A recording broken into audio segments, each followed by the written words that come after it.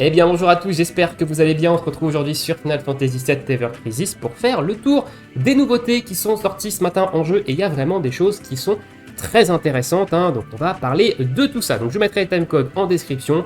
Écoutez sur ce, c'est parti, direction les notices. On va commencer avec les notices de maintenance et la notice sur l'ajustement de la difficulté du mode histoire. Alors dans cette petite mise à jour 1.11.10, il y a notamment un ajustement des cinématiques, enfin plutôt des animations des attaques des armes. Alors ce changement sera vraiment effectif dans la mise à jour du 20 juin, mais ils vont ajuster en fait les animations des armes parce qu'actuellement, et ça c'est quelque chose que j'avais jamais remarqué, en fonction du nombre d'étoiles de l'arme, elle a une animation qui est différente. Elle est peut-être plus intense quand l'arme est 5 étoiles rose et peut-être moins intense quand l'arme est 5 étoiles jaune. Voilà, j'avais jamais fait attention, donc ils vont lisser en fait ces différentes animations sur l'animation quand l'arme est 5 étoiles rose, donc quand elle est maximum au niveau du skill de l'arme. Voilà, donc c'est peut-être pour eux aussi un moyen de gagner du temps sur le développement des armes, parce qu'ils auront plus plusieurs séquences d'animation de l'arme à faire, ils auront qu'une seule animation à faire pour toute la rareté de l'arme, donc et c'est sûrement pour eux quelque chose une facilité au niveau du développement. Et ensuite, il y a les deux lignes qui me font toujours grincer des dents, c'est optimisation du système d'environnement et résolution de bugs mineurs. Alors ces trucs-là, moi quand j'ai pas de détails avec ces lignes-là, pour moi c'est des mentions bullshit pour dire regardez on fait un truc, mais on vous dira pas quoi, donc possiblement on fait rien, c'est juste pour dire que voilà, pour faire illusion qu'on fait des choses.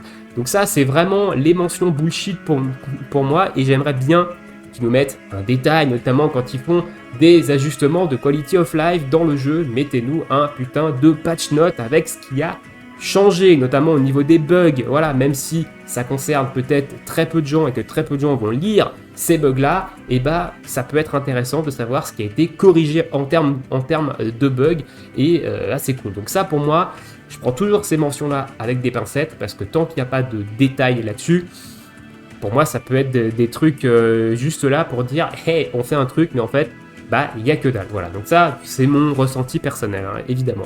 Et ajustement de la difficulté de l'histoire, donc ça ils en avaient parlé dans le dernier live, qu'ils allaient ajuster la difficulté de l'ensemble du mode histoire pour notamment les joueurs qui ne jouent au jeu que pour la partie histoire, et notamment pour la partie de The First Soldier qui est maintenant directement connectée avec le remake de Final Fantasy VII, et notamment la partie Rebirth où on voit apparaître des personnages qui font partie de The First Soldier. Donc évidemment les fans de Final Fantasy VII mais qui veulent pas jouer au jeu mobile parce qu'ils ont horreur de tout ce qui est gacha, ils veulent pas grind le level des persos, des armes, les matérias, tout ça, ça peut se comprendre, qui ne jouent au jeu que pour la partie story afin d'avoir des complément de lore pour le Final Fantasy VII Rebirth, et très certainement la troisième partie qui sortira dans quelques années, donc le final de ce remake, et ils ajustent en fait la difficulté de l'ensemble du mode histoire. Donc à partir du 27 juin chez nous, on aura quasi l'ensemble du mode histoire qui sera ajusté en termes de difficulté, donc attendez-vous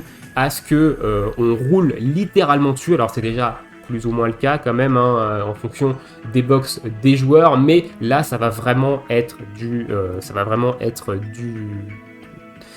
du roulage dessus, parce que en fait ça va être ajusté pour des joueurs qui ne grindent pas les personnages, donc qui ne montent pas leurs persos, qui ne montent pas les armes, etc. Donc ça risque d'être vraiment très très facile. Alors ça touche pas les modes extra, attention, les modes extra resteront toujours le petit challenge des différents chapitres, mais la story ça va être du roulage sur le clavier, sur le téléphone, tout ce que vous voulez. En ce qui concerne le chapitre 3 de Crisis Core qui est sorti ce matin, sa difficulté, elle va être ajustée à partir de la mise à jour du 18 juillet. Donc 18 juillet, à mon avis, c'est la sortie du prochain chapitre de Final Fantasy VII et notamment de Vincent Valentine. Donc à voir évidemment, mais je pense que le 18 juillet, c'est la date de sortie de Vincent. Donc attendez-vous à voir une méga invocation, méga vidéo invocation sur Vincent le 18 juillet. Je suis en train de paquer tout ce que je peux paquer et je skip entièrement les bannières crossover pour lui. Donc voilà, attendez-vous à ça. Donc à partir du 18 juillet, on aura normalement l'ensemble du mode histoire avec le dernier chapitre de Crisis Core et le nouveau chapitre de Final Fantasy VII qui sort en juillet, qui sera réajusté au niveau de la difficulté. Passons maintenant à ce nouveau chapitre de Final Fantasy VII Crisis Core, donc qui va retracer le moment où Zack va s'entraîner en fait sur les nouveaux jouets de Scarlet et jusqu'au moment où on découvre en fait les expériences du docteur Hollander qui fait des expériences de clonage sur Genesis. Donc on a la fameuse d'ailleurs cinématique qui est vraiment très très belle de Genesis et de Angel qui se battent contre Sephiroth dans le simulateur où ils sont sur le canon de Junon, et cette cinématique elle est vraiment très très belle et ils l'ont évidemment mis parce que ça fait partie de cette trame historique dans le chapitre 3. Donc ce chapitre 3, il n'est pas sorti tout seul, il est sorti avec une campagne qui nous permet de récupérer notamment des tickets d'invocation, spéciales pour Zack, et notamment un ticket d'invocation 5 étoiles garantie pour le personnage de Zack en faisant des missions de campagne. On ira voir juste après. Qu'est-ce qui nous est demandé? Un logging bonus qui nous donne 500 memories de Zack, c'est vraiment très très bon, notamment pour les joueurs de Zack et notamment pour les nouveaux joueurs. Ça va permettre de monter le Sérier de Zack très très rapidement, et 1500 cristaux, donc ça c'est toujours bon à prendre. Et du coup c'est tout au niveau de la campagne. On va aller voir maintenant au niveau des missions de cette fameuse campagne. Donc il faut faire jusqu'à 20 combats avec Zack. Voilà, il faut prendre Zack dans votre équipe pendant 20 combats. Vous allez récupérer les 100 memories, vous allez récupérer une multi de tickets d'armes pour Zack, et vous allez récupérer un ticket sur une 5 étoiles pour Zack. Il faut également dépenser de la stamina, jusqu'à 1000 stamina pour récupérer 10, 20, 30, 40, 50 invocations, donc 5 multi en tickets classiques. Et il y a également un autre truc, alors c'était peut-être dans les autres missions, voilà, que j'avais pas faites, mais faire un combat exact, ça m'a rapporté 200 cristaux, et ça c'est dans le crossover du coup de Monster Hunter. Donc faites-les, c'est assez rapide, il faut juste dépenser de la stam, jouer avec Zack, et ça donne des récompenses pas dégueulasses. Au niveau du chapitre d'histoire, il est assez conséquent quand même, il n'est pas non plus hyper court, il n'est pas non plus méga long. On va avoir 3 sections ici, donc 3 sections main, une sub et un niveau extra. Le niveau extra est plutôt sympa, moi je l'ai réussi du premier coup, il n'est pas très compliqué si vous avez un Zack plutôt correct de monter, mais il peut quand même donner du fil à retordre si jamais vous n'avez pas un très très bon Zack. Voilà, il y a des explorations, il y a 2 maps d'exploration, donc attendez-vous à avoir des nouveaux Crysis peut-être le mois prochain par rapport à ce chapitre-là. On n'a pas de nouveaux Crysis qui sont sortis avec ce chapitre d'histoire. On vient d'avoir le Crysis sur le chapitre de The First Soldier. Voilà, je me doutais bien qu'ils n'allaient pas sortir les nouveaux Crysis en même temps que les nouveaux chapitres. Ensuite, on va passer à la mise à jour du crossover de Monster Hunter avec l'arrivée du skin gratuit de Ketsit. Donc on se demandait est-ce que ça va être un skin gratuit ou pas. Il y avait des rumeurs comme quoi il allait être gratuit, et il est bien gratuit et il est disponible depuis ce matin dans la boutique avec une nouvelle arme, le Cats Mégaphone, qui est une arme qu'on a déjà vu. C'est une arme free-to-play qu'on a déjà vu, qui va augmenter l'AP attaque de la cible de +1 jusqu'à maximum +2, donc on a une arme similaire sur Tifa au niveau des gants. Je crois que ça doit être de Saint-Valentin. C'est l'arme free-to-play de Tifa de la Saint-Valentin, les gants roses qui font ça, avec P-Attack en R habilité de base et boost d'habilité globale en deuxième R habilité. Donc l'arme est une arme plutôt intéressante en termes d'armes free-to-play. Elle va vous donner des bonus d'ailleurs de drop dans l'événement de crossover de Monster Hunter, donc montez-la, mettez-la en sub sur votre personnage pour gagner des bonus de drop si jamais vous n'êtes comme moi et vous n'invoquez pas sur les bannières crossover, afin de ne pas vous faire jeter en coop, parce que dès que les gens voient qu'il n'y a pas de bonus, ils se barrent, et c'est plutôt compréhensible vu la stamina que ça coûte et le problème de stamina qu'on a actuellement. Donc dans la boutique, ils ont également rajouté pas mal de choses qui sont plutôt stylé. Donc on va aller voir ça tout de suite. Niveau événement, MH Crossover Event, donc il y a des nouvelles missions qui nous demandent juste de monter l'arme free-to-play de Ketsit. Au niveau du mode story, vous avez 2 nouveaux chapitres. Donc vous avez le stage 7 qui est un stage de story classique, et vous avez le stage 8 qui est un stage de combat vraiment très très facile et qui vous donne des cristaux. Et au niveau des event battle, on a des trucs en solo. Donc on a l'arrivée d'un niveau journalier ici, donc lui qui va donner des armes de Ketsit. notamment, hein, donc des rewards sur l'arme de Ketsit, parce qu'actuellement c'est la seule manière de le monter, sauf si vous farmez les deux nouveaux niveaux, donc le niveau 6 et le niveau 7 en solo, qui donnent également des armes, des weapon parts de l'arme de Ketsit, mais si vous voulez farmer en coop, il n'y a pas de nouveau niveau qui donne des weapon parts de cette arme de Ketsit, et c'est plus intéressant de farmer le crossover en coop que de le farmer en solo.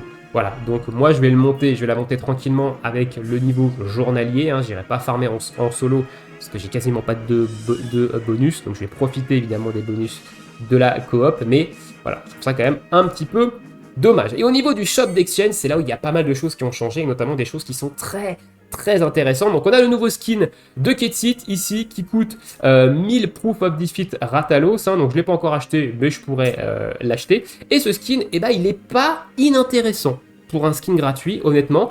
Paix attaque, défense magique. Pour Ketsit, moi je trouve ça plutôt cool. En vrai, hein, pour un skin gratuit, c'est loin d'être mauvais. Hein, donc franchement, franchement, je trouve plutôt cool. Et le skin, eh ben, il est quand même sympa pour un skin gratuit. Donc ça fait plaisir d'avoir à nouveau un skin gratuit, parce que ça fait depuis le crossover de FF9 qu'on n'avait pas eu de skin gratuit, hein, en événement, donc le dernier skin gratuit, c'était le skin de Bibi sur Lucia. Ensuite, ils ont rajouté une multi 4 étoiles et plus, une multi classique, hein, donc là, je les ai pas prises, hein, les autres, j'ai quasiment rien vidé dans la boutique du crossover, à part juste l'arme de Sephi, hein, j'ai juste monté l'arme de Sephi au max, j'ai rien pris d'autre dedans, étant donné que j'ai pas fini l'événement d'XP1. Voilà, donc j'ai encore un Ketsit à monter niveau 80. Il va falloir que je m'y mette au crossover. Donc ils ont rajouté une multi 4 étoiles et plus, une multi classique, des memories de Ketsit, des weapon parts également de Ketsit, et ils ont rajouté tout un tas de nouveaux d'items en fait. Voilà, des microcubes modèle 3, ils ont rajouté encore, etc. Donc tout un tas de récompenses, hein, classiques dans ces différentes boutiques. Mais l'ajout qui est le plus intéressant, c'est dans les Rathalos Mantle. Alors on a de nouveau 3 box de cristaux, voilà, qui nous donnent de 300, 500, 750 ou 1000 cristaux. Voilà, donc vous pouvez en reprendre à nouveau 3. Et il y a également des nouvelles rewards, notamment des box 4 étoiles, là, on peut en prendre jusqu'à 10. Et ces box-là, eh ben, elles sont pas inintéressantes parce qu'elles donnent des weapon parts, notamment des weapon parts de Tifa et de Cloud. Donc ça, c'est vraiment bon, notamment pour les armes crossover. Et vous pouvez également avoir des toniques, jusqu'à 10 toniques dans ces boîtes-là. Alors c'est aléatoire, hein, évidemment. C'est un pool aléatoire, hein, ici, mais vous pouvez avoir des toniques, et en ce moment c'est un peu la dèche de toniques, donc et bah ça reste quand même plutôt sympa. Mais les weapon parts, ça c'est vraiment cool. Si vous tombez sur des plus 10, et bah c'est plutôt stylé. Donc on peut en acheter jusqu'à 10 de ces box là, et ils ont mis des box 3 étoiles jusqu'à 999, et ces box là, et bah elles donnent des mithril or et des matériaux pour augmenter les armes jusqu'au niveau 110, donc ça c'est vraiment cool. Et on peut également avoir un petit tonique. Donc je pense que le tonique c'est le truc qui a le plus haut taux de drop, hein, je pense évidemment, mais les rewards sont quand même pas inintéressantes. Alors ces Rathalos Mantle, on peut en obtenir dans les nouvelles expéditions, je le rappelle, hein, dans ces expéditions liées au crossover de Monster Hunter, mais on a également une mission ici quand on fait des data purges, voilà, des purges data. Donc quand vous pétez la barre du Rathalos, et bah vous obtenez tous les X un Rathalos Mantle. Donc sur le fil de l'événement, on va quand même en avoir une certaine quantité, donc ça nous permettra d'aller récupérer quand même pas mal de ces différentes boxes. Voilà un petit peu pour cette petite mise à jour du crossover Monster Hunter qui régale quand même pas mal. Et on a un nouveau portail Step Up, hein, on va se finir avec ça, avec les multi gratuites. Donc la multi gratuite du crossover que j'ai pas encore fait et qui est normalement doublée aujourd'hui. Voilà, on a le taux de 5 étoiles doublé, donc ça c'est plutôt cool, hein, d'avoir le taux. Donc chez nous c'est à partir du mercredi 22h. Voilà, le taux doublé, hein, je le dis. Donc on a taux doublé, donc 15% de chance d'avoir du 5 étoiles. Et on a un nouveau portail Step Up aux couleurs de Zac, avec pareil la première multi du portail qui donne du 4 étoiles et plus garantie, qui est gratuite. Voilà. Écoutez, c'est parti, multi du portail Step Up de Zac. Est-ce qu'on va avoir quelque chose ou pas? Pas de costume de samouraï. Allez, tombe! Toujours pas de nouvelle animation d'invocation, hein. D'ailleurs, ils n'en ont pas parlé dans le live. C'est vrai que j'aurais aimé une petite news par rapport à ça. Ça aurait été plutôt cool, hein, d'avoir ces nouvelles animations. Peut-être que ça viendra. Peut-être que ça viendra à voir. Et on a Ah, ok, bon, on va passer ici. C'est pas sûr qu'on ait du 5 stars. Non, on va avoir le 4 étoiles garanti. Donc 2 4 étoiles pour, avec que des arbres de sac. Et on va se faire la petite multi taux doublé en 5 étoiles. Donc 15% de chance d'avoir du 5 étoiles. Ne troll pas le jeu, s'il te plaît. Pas de costume. Parce que alors ne pas avoir de 5 étoiles sur un taux doublé, ça pique. Et ça m'est arrivé, hein. Ça m'est arrivé lors des dernières multi gratuites où il y avait ce système de taux doublé le mercredi. Et bah la première multi, j'avais eu 0 5 étoiles hein, sur du 15%. Ça pique. Et là, 15%, hein, 15%. Et on ne va pas avoir un seul 5 étoiles. Dans cette multi-invocation, le sum est présent. Voilà, je vous cache pas hein, que le sum est présent. Parce que quand même, 15%, pas un seul 5 étoiles, ça fait mal. Voilà un petit peu pour les news hein, qui sont sorties sur le jeu. Je pense ne rien avoir oublié. Si j'ai oublié un truc, dites-moi le dans l'espace commentaire. Et sur ce, je vous laisse ici. Je vous souhaite tous une très bonne journée, une très bonne soirée, bon jeu. Et à bientôt. Ciao, ciao.